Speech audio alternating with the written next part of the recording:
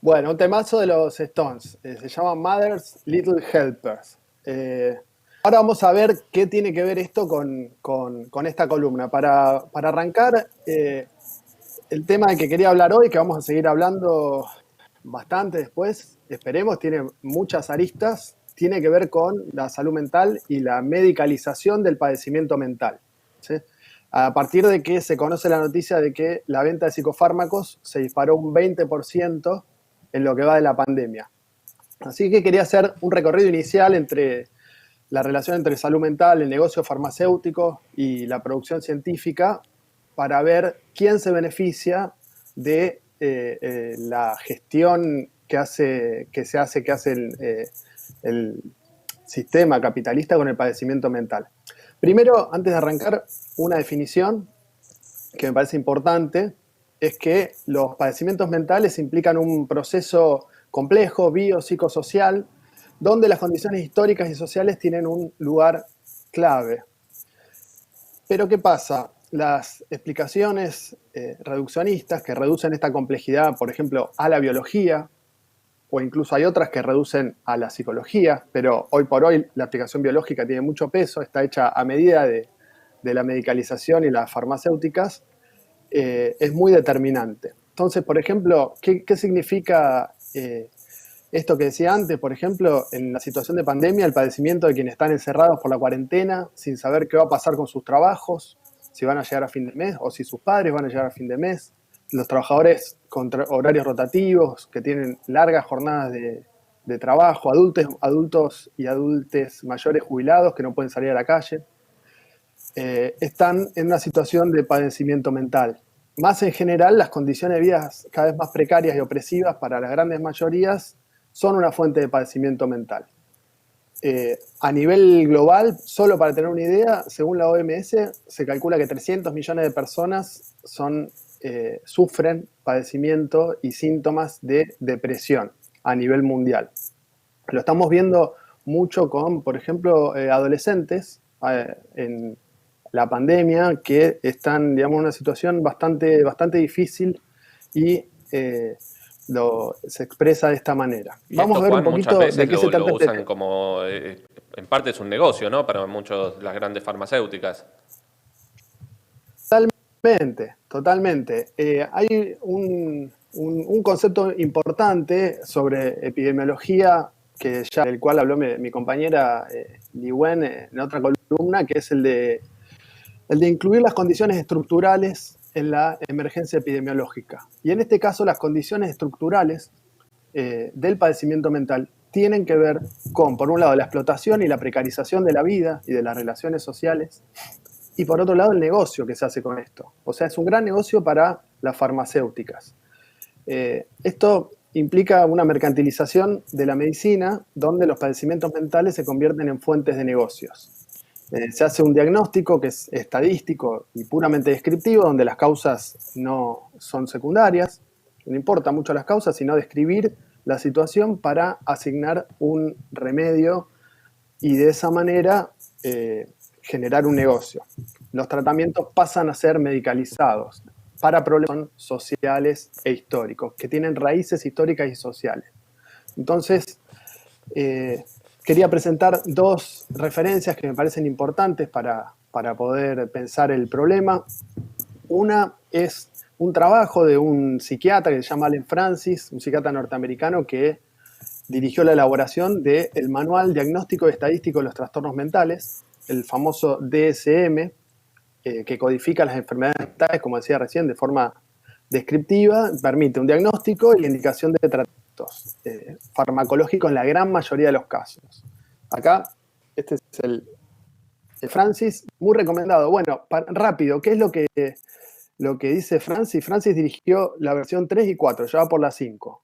Antes de la 5 dijo, too much, voy a seguir con esto porque lo que plantea es que está orientado por la presión de la industria farmacéutica para que se diagnostique cada vez más personas dentro de categorías diagnósticas y de esa manera poder vender tratamientos farmacológicos. A ver, Juan, si te Algunos planteo casos es de como los brokers que trabajaron para la JP Morgan y dicen, bueno, ya no más, y empiezan a contar el trasfondo de lo que hacían. Es una analogía, ¿no? Para lo que es la farmacéutica.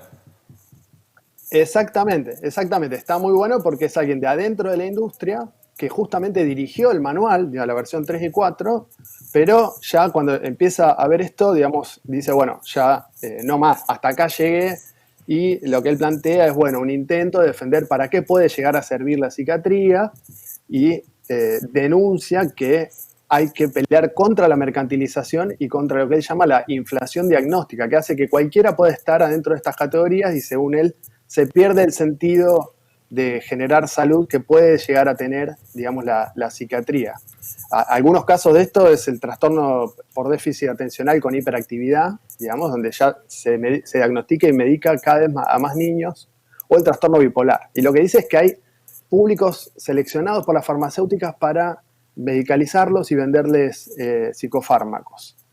Y después, bueno, cuenta, digamos, lo que es la sala del horror de las farmacéuticas, que incluyen las multas que tienen que pagar dentro de su plan de negocios. Un ejemplo, en 2012, GlaxoSmithKline fue condenada a pagar multas por 6.000 millones de dólares por promoción fuera de uso de indicación y no aportación de datos de seguridad para Paxil y Wellbutrin, dos antidepresivos, ¿sí? Y acá viene un ejemplo que yo quería poner, un ejemplo que, artístico, digamos, que es esta canción de los Rolling Stones. La canción se llama Mother's Little Helper, es de 1965. Leo una partecita y Mick Jagger canta, como solamente él puede cantar, qué porquería hacerse viejo. Los niños son diferentes hoy. Escucho a cada madre decir, mi madre necesita algo hoy para calmarse. Y aunque ella no está realmente enferma, hay una pastilla amarilla. Ella va corriendo al refugio del pequeño ayudante de mamá. Y esto le ayuda a soportar su atareado día. Bueno, ¿qué es ese refugio al que se refiere Mick Jagger? ¿Qué es el Mother's Little Helper? Bueno, es una benzodiazepina. En ese momento el Valium. ¿Esto en qué año estamos hablando? Y esto es del 65, 1965. Entonces, era común y era vendido así por la industria farmacéutica que, frente a la opresión de la mujer, en este caso esta madre que describe Jagger, le vende el pequeño ayudante de mamá. Y la canción está muy buena porque es una denuncia, muy linda, por cierto, de esa situación, de esta situación terrible. Ahí está. Escuchábamos un poco. Bueno, sí. Bueno, esta pastilla demostró ser adictiva, causar daños cerebrales, pero se sigue vendiendo, se sigue utilizando. Hay una nota en La Izquierda Diario de justamente Allen Francis que publicamos donde denuncia lo que son las benzodiazepinas. Una que todos conocemos mucho acá, que se llama clonazepam, por ejemplo. Bueno, este era un ejemplo nomás. Imaginen que son 50 años de la industria farmacéutica haciendo marketing, apuntando a poblaciones como niños y ancianos. Bueno, la otra referencia que quería traer es sobre la pretendida fundamentación científica para hacer esto. Y viene a cuento, digamos, una muy buena explicación de cómo opera la industria farmacéutica es la que dan Hillary y Steven Rose en este libro que se llama Genes, Células y Cerebros, que editamos el año pasado en ediciones IPS. Que está haciendo un Steven éxito, Rose, ¿no? es neurobiólogo y sí, está haciendo un éxito, generó muchísimo interés porque toma en general cómo la biología está mercantilizada, tanto en la neurociencia, en este caso, como en el caso de la genómica, para generar ganancias y generar una visión reduccionista y biologicista sobre fenómenos que son sociales e históricos. Entonces, acá lo que dicen Steven y Hillary Rose es cómo las neurociencias aparecen en la industria farmacéutica como una nueva explicación biologicista para justificar la medicalización. En este caso, reduciendo esta complejidad de lo que es lo mental, los fenómenos mentales, a neurotransmisores, ¿sí? Y ubicándolos en el cerebro con una perspectiva individualizadora que va de la mano con diagnosticar y medicar. Entonces, hay dos cuestiones claves que se cuentan en el libro, que es una, los psicofármacos se descubren de forma completamente empírica. Un medicamento que se usaba para una cosa, como por ejemplo un antihistamínico, se descubre que tiene un efecto mental sobre el sistema nervioso y se empieza a utilizar para eso. Pero no hay una teoría que lo respalde, por la sencilla razón de que los fenómenos mentales no son biológicos, tienen una complejidad que incluye lo biológico, pero va más allá, para lo cual es necesario un enfoque dialéctico. Entonces, este caso que les decía es el lagartil, digamos un antihistamínico que se usaba para casos de esquizofrenia. Se empezó a diagnosticar en el 54 y para esquizofrenia y manía, y años más tarde se descubrió que producía daño cerebral duradero y un trastorno motor severo, que se llama disinencia tardía. ¿Y esto, Juan, cómo se Y puede por ver otro en la lado, situación en Argentina, en los momentos de crisis, digamos? ¿Cómo se ve este aumento de consumo de estos antidepresivos, de estos medicamentos? bien, ahí vamos. Una cosa, una cuestión con esto que iba a comentar, a nivel global, las farmacéuticas se están retirando de la investigación, pero están usando otras drogas para, por ejemplo, la depresión. El año pasado, Trump aprobó el uso de la ketamina para depresión. Ahora se está hablando de la hidroxicloroquina. Bueno, el antecedente es una droga de ketamina para la depresión que Trump aprobó, digamos, en fast track, digamos, a partir del lobby farmacéutico. ¿Qué pasa en Argentina? Hay un ejemplo, después lo vamos a desarrollar, pero en 2001 hay un antropólogo social hizo un estudio de cómo las farmacéuticas influyen en el mercado. Lo que mostró es que a partir de volcar mucho dinero a darles viajes, por ejemplo, a psiquiatras que diagnostiquen sus medicamentos, se consiguió que se pasaran a diagnosticar, en vez de ansiolíticos, depresivos. Se llama Andrew Lakoff, después lo vamos a tratar, pero es un buen ejemplo de lo que está pasando hoy, seguramente, ¿sí? Una cosa es que no hay registros públicos de venta de psicofármacos. Hay una empresa privada que lleva el registro, pero no hay un registro público. Por más que querramos saber qué es lo que sucede, no están disponibles. Bueno, ¿qué pasa en Argentina? En 2019 el consumo de psicofármacos creció al menos 10% y con picos de hasta 20% a partir de la crisis.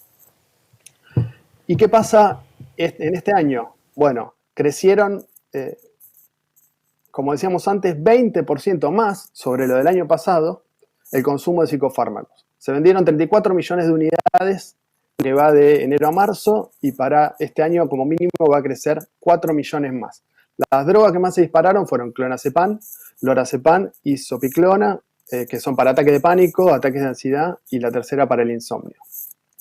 Entonces, es importante conocer esto, conocer que hay una mirada interesada, que está promovida por las farmacéuticas, que es un gran negocio, y que este padecimiento mental tiene un origen en una situación de crisis que es social y que tiene causas sociales, políticas y económicas.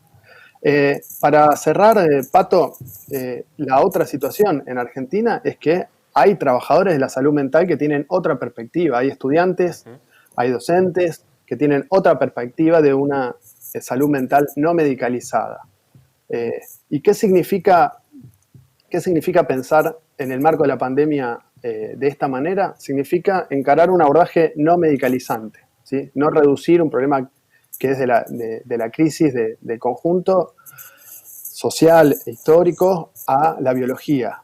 Entonces, aparte de un enfoque de salud integral, dialéctico, significa, por ejemplo, abordar las problemáticas de salud mental de la mano con un planteo económico, social y político. Y, por ejemplo, exigir e incluir comités de salud en los lugares de trabajo y una organización comunitaria democrática de las necesidades en salud mental, ¿sí?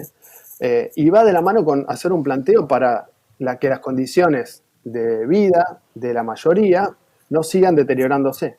La prohibición de despidos, que haya un impuesto a las grandes fortunas para garantizar condiciones dignas de vivienda, un salario de cuarentena para todos y todas, y un sistema de salud estatal unificado para sacarle negocio a las farmacéuticas que están buscando la manera de cómo lucrar con la crisis y con los psicofármacos en primer lugar. Gente como Hugo Sigman, como Remers, ¿sí? Los grandes empresarios farmacéuticos de Argentina tienen hacen grandes negocios con los psicofármacos. Entonces, para terminar con este pantallazo, digamos, el lado alentador es que hay trabajadores, trabajadoras, estudiantes, docentes que tienen otra perspectiva, que se organizan en sus lugares de trabajo. Lo venimos viendo con muchas y muchos psicólogos en hospitales y en demás lugares de trabajo donde están peleando por esta perspectiva con este programa. Y es importante pensar en los problemas de salud mental ligados a esta perspectiva. Lo vamos a seguir haciendo acá en el programa, después vamos a traer y vamos a profundizar en más temas, pero bueno, esto para dar un pantallazo.